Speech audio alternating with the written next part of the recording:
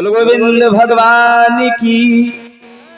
आइए, दोपहर में बहुत सुंदर प्रसंग था कि महाराज परीक्षित का जन्म किस तरह से हुआ। इधर परीक्षित का जन्म होने के बाद में परीक्षित को श्राप किस तरह से लगा, क्योंकि भागवत की कथा जो है ये श्री सुखदेव जी सुनाते हैं और राजा परीक्षित के लिए सुनाते। आइए थोड़ा सा गौर करते हैं कि श्री सुखदेव यानी कथा वाचक का पहले जन्म कैसे हुआ। जो श्री सुखदेव जी कथा सुना रहे हैं उनका जन्म कैसे हुआ। एक बार कैलाश पर्वत पर भगवान श्री शंकर और मैया गौरा बैठी हुई, इधर भगवान शंकर और मैया पार्वती बैठी हुई हैं, इधर ब्रह्मापुत्र देवर्षि नारद हाथ में वीणा लेकर के आए। एक बात और याद रखना, नारद उसी को कहते हैं जिसकी बात कभी रद्द ना हो। ना रद्द यानी जिसकी बात रद्द ना हो सके। नारद आए, हाथ में वीणा है, नारायण नारायण। मैया ने देखा भगवान शंकर कैलाश पर्वत पे नहीं है।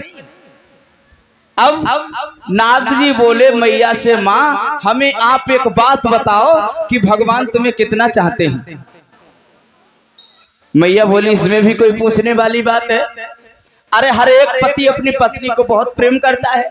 नारद बोले मैया एक बात तुमसे हम कहें, एक बात भगवान ने तुम्हें, प्रभु ने एक बात तुम्हें नहीं बताई होगी, क्योंकि प्रेम तुम्हें करते हैं। और जहां झगड़ा न भो होए वहां नारद अगर पहुंच गए तो झगड़ा सत्य है बिल्कुल, उनकी बात कबूल रद्द हुई नहीं सकती। नारद बोले दुनिया में इतनी इतने पुष्प चले हैं, भगवान शंकर काव की माला पहन सकते हैं, लेकिन जे मुंडन की माला क्यों पहने हैं। ए लल्ला इधर बैठ जाओ, सब लोग इधर बैठो। देखो भाई बुरो मत मनियो है, वो कहावत कही गई, जैसो जय को पशु और तैसो तय को फरिका, और जैसो जय को बाम मातारी तैसो तय को हम नाए कहा तो भैया। हाँ भगवान शंकर बोले, का नाम दादा, हमारे सर्व सम्मान दादा रामपाल जी की तरफ से 20 मुद्राएं। भगवान हमेशा सुख शांति प्रदान करे। और हमारी माताएं जो पीछे बैठी हैं आगे चली आओ, काहे हुन बिस्तरों पुनो बिछाए नहीं, जब बिछे बिछाए सरकारी वाले बैठो। इधर भगवान देवर्षि नारद बोले मैया इतने इतने सुंदर पुष्प में किसी की माला पहन सकते हैं भगवान, लेकिन जो मुंडन की माला तुम्हें नहीं पता किनकी पहने, जे इनकी पहले की प्रेमिका जो होती जो उनकी माला पहने। और याद रखियो औरत चाहे कितनी गुणवान होए, कितनी अच्छी होए, कितनी सुंदर होए, और अगर दूसरी स्त्री को नाम ले दो तो जब समझ लो के पेट में सब पानी होएगा। लिखा है कि औरत चाहे कितनी भी दुषी हो पर लक्षणी से पे आता है भैया, लक्षणी से पे आता है।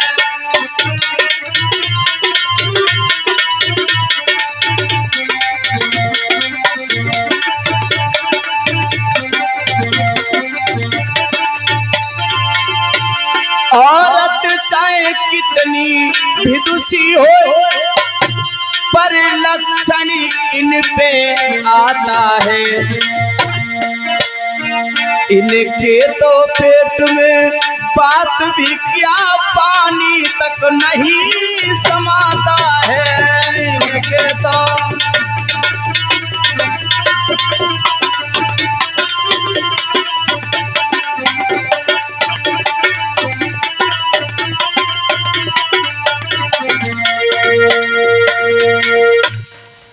औरत चाहे कितनी विदुषी हो, लक्षण इन पे आता है, इनके तो पेट में बात भी क्या पानी तक नहीं समाता है।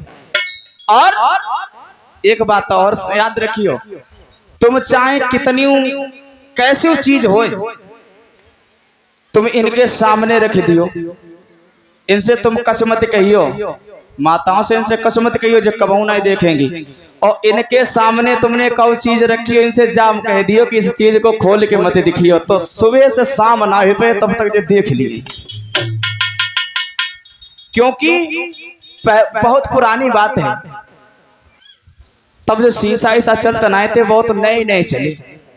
तो एक भैया मेला में पहुंचे तो उनने शीशा देखो तो भैया उन्हें बड़ो सुंदर लोग, यानी कभी उन्हें शीशा देखा। पहले लोग पानी में मुंह देख लेते थे और हमारे भैया पे बैठे हुए वह पानी में मुंह देख लेते। नदी पे भैंसियां चरा तो अपनी मांग काढ़ी के घरे जाए। और का उनने वो शीशा ले लो, मेला से शीशा ले आए के बक्सा में रख दो। अपनी पत्नी से कही देखो जाए छुइयो मती, जाको खोल के मत देखियो। और जा तो तुम्हें पहले ही बता सके, अगर कह दे तो जरूर देखेंगे। अब बाने तो बक्सा में रखे दे। 2-4 दिन बीते, उनने सोची पता नहीं भगवान का लेके आए जो हमसे ऐसी बात छिपाते हैं। तो बे गई उनने बक्सा जैसे खोल के रखो, शीशा सीधो बिल्कुल रखो। तो जैसे उनने बक्सा खोलो तो शीशा का मुंह देखो तो हतो ही नहीं। तो जैसे ही बक्सा खोलो जैसे वे झांकी तो उन्हीं को चेहरा उन्हें दिखानो।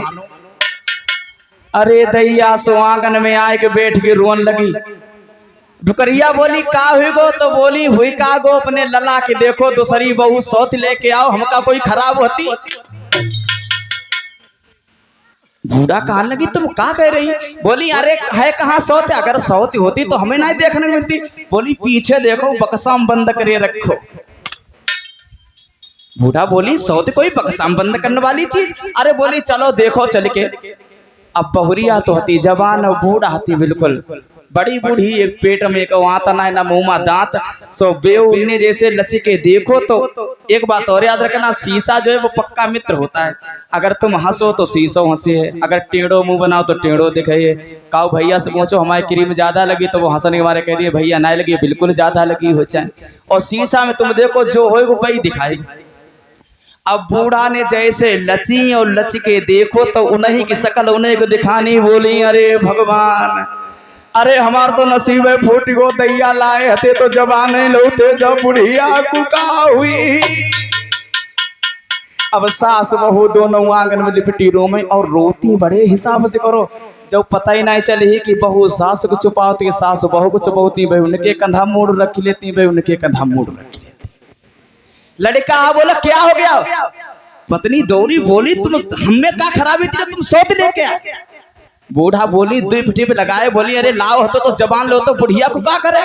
बोले कहाँ सौत? बोले बक्सा बंद रखी। भैया गो तो बने शीशा उठा के आंगन में मारो, सवा के किरच हो गई। तो याद रखो अगर इनसे जब तुमने कह दे कि जब चीज दिखियो मत तो जरूर देखेंगे। भगवान शंकर कैलाश पर्वत पे नारद जी इतनी आगे लगा के चले गए वहां से।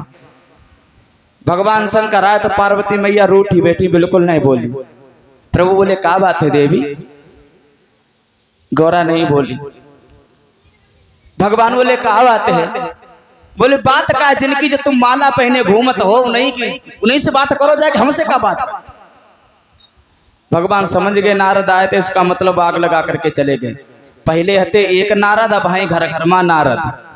पहले एक नारद थे, अब घर घर में नारद। समझो लड़ाई लगाना बहुत आ गया। इधर मैया पार्वती बोली इतने इतने सुंदर पुष्प हैं, उनकी माला डालो, गेंदा चमेली नरगिस है गुलाब है, काऊ की माला डालो। और जो मुंडन की माला क्यों डाले घूम रहे?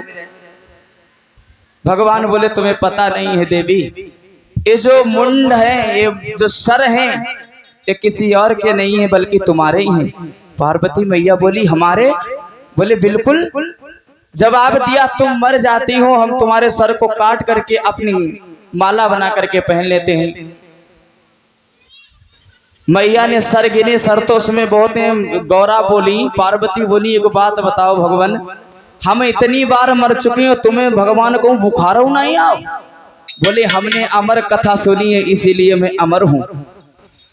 पार्वती मैया जिद कर गई प्रभु हमें भी अमर कथा सुनाइए जिससे मैं अमर हो जाऊं।